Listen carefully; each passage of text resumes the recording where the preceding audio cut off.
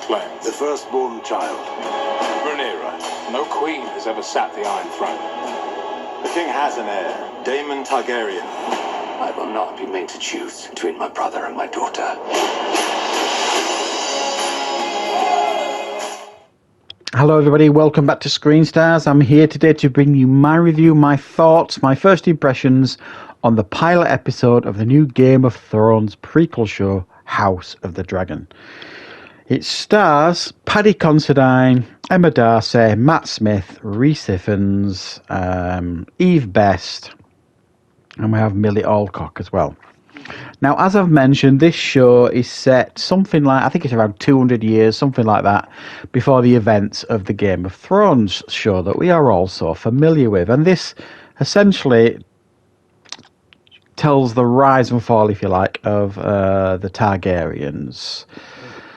So we've had the first episode at the minute and focuses very heavily on, I mean, we're told right at the beginning that there's a king, a Targaryen king. He's no heirs left, so he has to kind of put it up for the vote who's going to be the new king. And it's Paddy Considine's character, King Viserys Targaryen. He is then elected into the throne, and the show then jumps 9 years. He's kind of been the king for 9-10 years. Things have been reasonably settled. However, the big problem is his wife hasn't been able to give him a male heir. He's only really got a daughter, and his brother, played by Matt Smith, Daemon Targaryen, who's a bit of a rebel. So he really does want a male heir, and his wife's heavily pregnant, and he's really hoping that it's going to be a male heir. He sets up this big tournament to celebrate the birth of his new son, he hopes.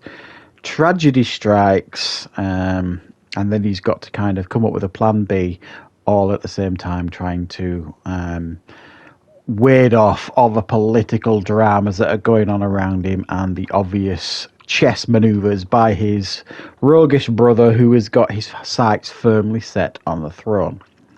Right. What are my thoughts on the first episode of the House of the Dragon? Well, I mean, I'll give you my thoughts on Game of Thrones, if you like. Now, I watched all the Game of Thrones, really enjoyed that show. I know many people were disappointed, and that's an understatement, with the final season. I personally didn't really have a problem with it. I thought it was okay. I think whatever they gave fans for that final season was probably not going to please everybody. So, you know, they did what they did, and, you know, for me, I was fairly happy with what they gave us. But I'll be honest, you know, I felt kind of done with that show. It was quite an intense show, Game of Thrones. So I wasn't really excited at all for this prequel show. I just thought it was probably, like many of you, a way to cash in to some degree, to, you know, while the show's still got a real level of popularity, to continue it in some form. And this is based on, obviously, you know, George R. Martin's work, a specific book. So it's not as if they just made everything up, but I suspect for the most part they will go their own way, as they did with the main show.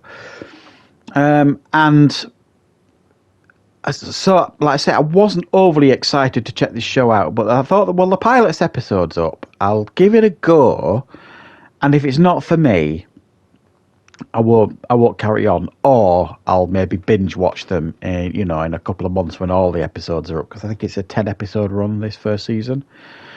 And after watching the first one, you know what I mean? It was actually good. It was very good, actually. But did I get chills watching it? No, not really. I thought in many ways it felt too similar to Game of Thrones. I thought with it being like set 200 years previous, something like that, and based on the Targaryens, it'd have like a different feel to it. But no, obviously it's still at King's Landing, because he's on the Iron Throne, King Viserys. The only real difference was we've got the dragons from the start here, so we see, you know, them controlling the dragons. The production values, as you would expect, are outstanding. I mean, I'm not sure what the budget was for each episode, but I've heard things like 50 million for each episode, something like that, which is madness. But yeah, you cannot fault the production values. It is brutal. the tournament that you see them fighting in is really quite brutal. You see, lots of blood and gore and fighting. You get the odd gratuitous sex scene here and there, and it was a bit cringy watching Matt Smith go at it, because I still see him as Doctor Who, so that was a bit odd. You get the vibes of incense going on all over the place. It felt like Game of Thrones, and for me, what really sealed it for me in the sense of this is essentially Game of Thrones was there's a scene with Paddy Considine talking to his daughter where he's talking about winter is coming, and I'm just like, really? Are we getting this again? Build seasons and seasons build up of winter is coming, and then only to disappoint people likely.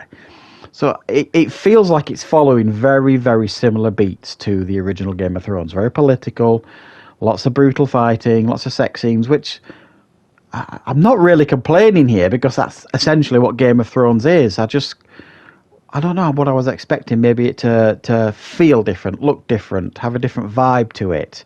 But no, it's essentially very much the same, just 200 years in the past. And even though everything and everybody tends to act the same.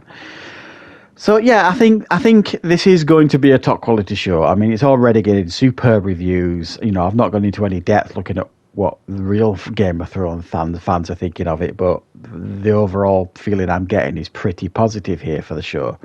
And from my perspective, I will probably check out the next couple of episodes, but I don't think I'm going to review it again until the end of the season, maybe the end of the 10 episodes, whether that be straight after the series finishes or, a couple of months after, if I get time to watch them all.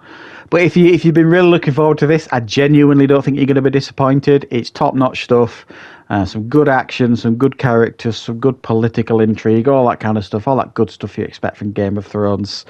So I'm going to give it an 8.5 out of 10 because it is top quality stuff, even though it did feel very similar to me to what Game of Thrones was before. So thanks for watching, everybody. I do hope you found this review useful. I will, of course, be back with loads more content on the channel very, very soon.